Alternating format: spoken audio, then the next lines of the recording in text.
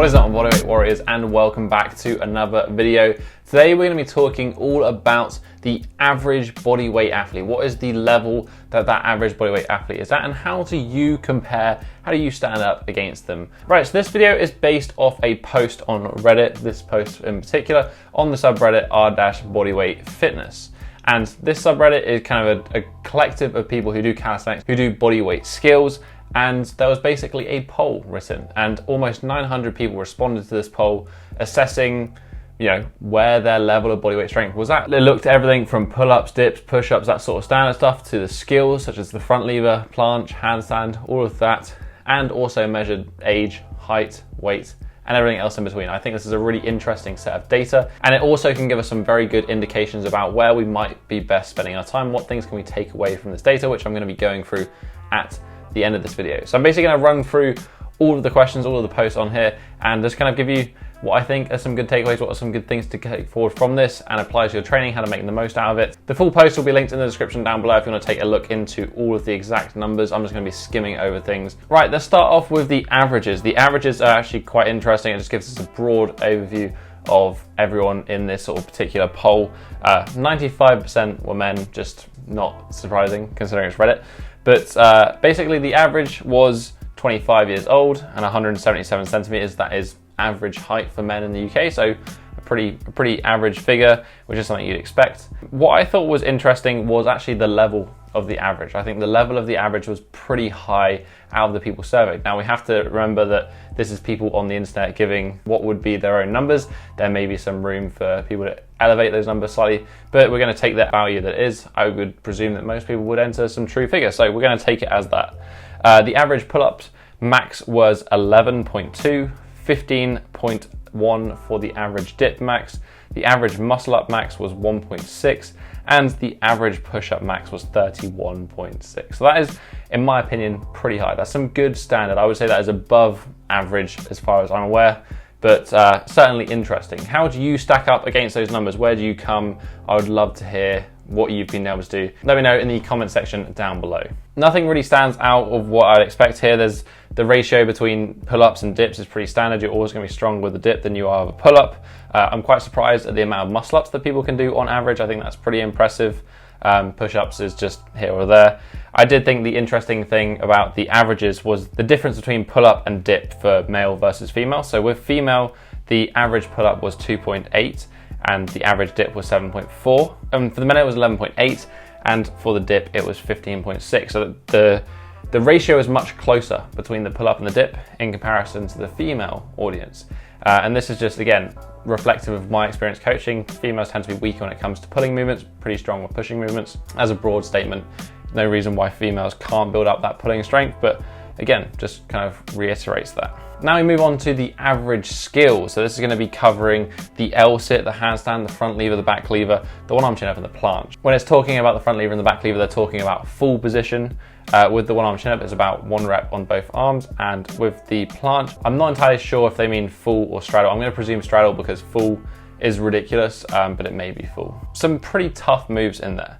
And actually, I think this was really interesting. 55% of people can do an L-sit. There's nothing surprising about that. I don't think it's a particularly hard skill, but it is certainly a cool one to learn. 28% of people can do handstands. Now that, I think, is pretty cool. I don't know what they're deriving as, like, what counts as doing a handstand. For me personally, it'd be a 10-second freestanding handstand hold on 2 arms. That would be counting as a handstand. So that may reduce those numbers, but I would actually say that that percentage could be a lot higher if the training was right. This is where it gets interesting. So only 7% of people could do a front lever, 13% of people could do a back lever, 7% of people could do a one-arm chin-up, and only 3% of people could do a planche. I think that really puts into perspective how hard these skills are. So if you think, generally got a group that is pretty strong, 11 pull-ups, 15 dips, some good general numbers here. But even despite that average, only a small percentage of them can do these advanced skills. And I think we see them on Instagram or Facebook and YouTube, whatever, doing these skills, and we kind of think that that is normal, but actually for most people, they're not at that level yet. When we see that that is the top, according to this, definitely some respect to be had for front lever, one-arm chin-up, planche. It's not easy skills. Another interesting thing is that there's skills, 0% of females could do a front lever, back lever, or one-arm chin-up. And that would kind of confirm from the generally weaker pulling strength in terms of pull-ups in the other averages. So Again, nothing surprising there, but interesting. If you are a female and you can do a front lever, back lever, one arm chin up, let me know in the comments down below. I'd be really interested to hear. Right, so that kind of gives us a broad overview. People in this were generally strong. Is there some things that can affect that strength though? And obviously there are, and it actually really highlights some things well that I've been talking about previously on the channel. So number one, we're going to talk about is height. Now, as I've talked about before, the taller you are, generally the harder it is to do calisthenics because everything is going to be dictated by levers. If you have long arms, long legs, things are just going to get that much harder. There's a good comparison between tall and short. So for the groupings here, tall was anything over 188 centimeters. I'm personally 191 centimeters. And short is anything under 168 centimeters. The interesting thing for me is something I've kind of suspected for a while from my own personal experience, then from coaching. And that is, as a tall person, your pulling strength can equal that of a shorter person. You can generally keep up when it comes to that. When it comes to pushing strength and levers and skills, that's when you start to lose out with those levers. And this is kind of reflected. So, tall versus short, 9 pull-ups versus 9.7, pretty even. Push-ups, 27.4 versus 29.2. Start to see that gap change. Then when we get to dips, it's 12.8 versus 16.4. The gap's getting bigger. And then when we get to muscle-ups, it's 0.8 versus 2. So again, that's kind of reflective of those more high-level skills, and also the pushing strength tends to get that bigger difference. The shorter person is going to favor those pushing patterns. Just to quickly break this one up, I realized upon recording this that the tall versus short included women as well, which kind of skewed the results because women are generally shorter than men. The updated results are on the screen now. As you can see, there is more of a difference between the pull-up and the push-up and dips, etc., the maxes, but as I said at the beginning, there is still a little bit of a smaller gap between the pull-up than the pushing movements, in which the gap extends by an even more significant amount. It's really the skills where you start to see the big difference though, because the L-sit, the handstand, pretty similar numbers to be honest, but when we get to the front lever, the back lever, the one arm chin up, the planche, that's when the big differences are. So front lever, 3.5% of the tall people could do a front lever, 12.2% of the short people could do a front lever.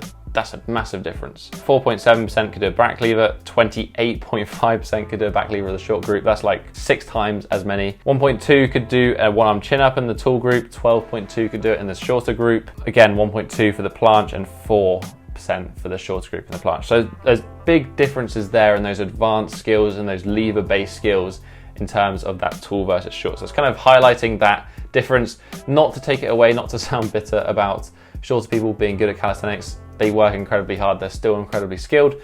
It's just if you see somebody tall doing something, they're going to be at a disadvantage to be performing it. They also have the same comparison with weight, and that's kind of, I would say, an obvious conclusion. We're doing a relative strength sport. Your resistance is determined by your own body weight. If you're heavier, it's going to be harder.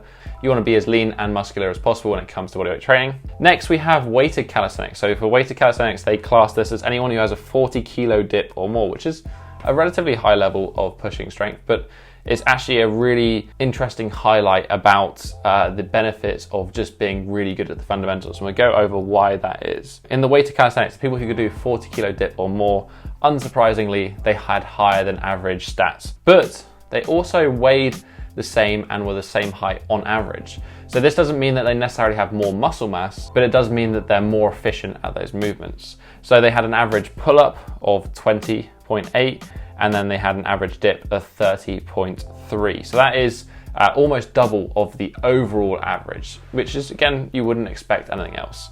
Muscle ups was on average 4.7, which is 4 times the overall average. So it's definitely some big gains there, but you'd expect that.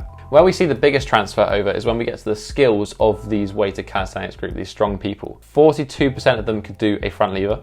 That's 6 times the average of the overall population. And 66% of them could do a back lever, that's 5 times the overall average, and 9.5% of them could do a planche, that's 3 times the overall average. So they're stronger at the end of the day, but it's interesting to see that being strong in those basic patterns, the pull-ups, the dips, the push-ups, the rows, the pike push-ups, those basic patterns are going to feed into being able to do skills. I don't think that they necessarily go back and forth. I think you need to have that base level of strength in those basic movements. This is why I wrote Bodyweight Basics. That is what that program is entirely for. It's about building a base for skills. I made this mistake. I went in, I tried to just train skills. I tried to train the front lever by doing the front lever, tried to train the planche by doing the planche, and I just hit a point and I couldn't get past it. The only time I got past it is when I went back to the basics. I did some weighted push-ups, I did pike push-ups, I did handstand push-ups, I did those more basic movements that then gave me the support to go on further. And this is nothing new. This is standard kind of practice in strength and conditioning training for most sports. You need to have that base to have a higher peak of performance. Then we look at the groups of the people who can do levers, muscle-ups, one-arm chin-ups, and planche, and then we're going to see what averages they have, going along these lines of basic patterns supporting higher level skills. So the people who can do levers, front lever, back lever, they had an average pull-up of 24, average dip of 32. People who could do a one-arm chin-up had an average pull-up of 23, an average dip of 29. People who can do the planche had an average pull-up of 19, an average dip of 27. And then people who can do a muscle-up had an average of 12 max pull-ups and 16 max dips. So there's some numbers for you to kind of get an idea of where you need to be at to be able to do those high level skills, or certainly to have that fundamental level of strength to support it. What I did think was interesting was that the people in the planche group actually had some of the lower numbers. Both the lever group and the one-arm chin-up group had higher averages of pull-ups and dips. So maybe it indicates that planche isn't all about strength. Maybe there's some, shoulder anatomy, shoulder structure, some limb length benefit that's going to help you with the planche more so than just being strong. I would certainly say that there's more to it than just that. And also there could be more to it than just being strong at pull up and dip. Maybe there are some more important patterns that maybe the handstand push up, maybe the planche push up, maybe those things are going to feed into more the planche than just the dip and the pull up. But certainly it's interesting, and again, supports that need to be good at the basics. Before we get into what I would recommend, like based on this poll to actually work towards, is the general principle: capacity at basic patterns equals ability at high level patterns. That is what I've been going on about for half of this video at least.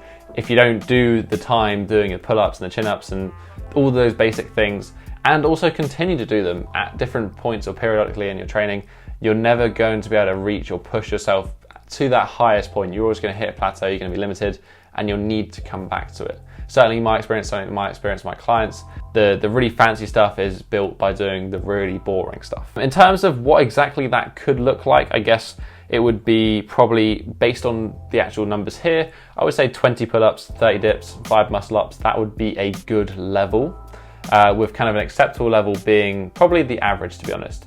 10 pull-ups, 15 dips. I think that's a decent number as well. Maybe a muscle-up as well.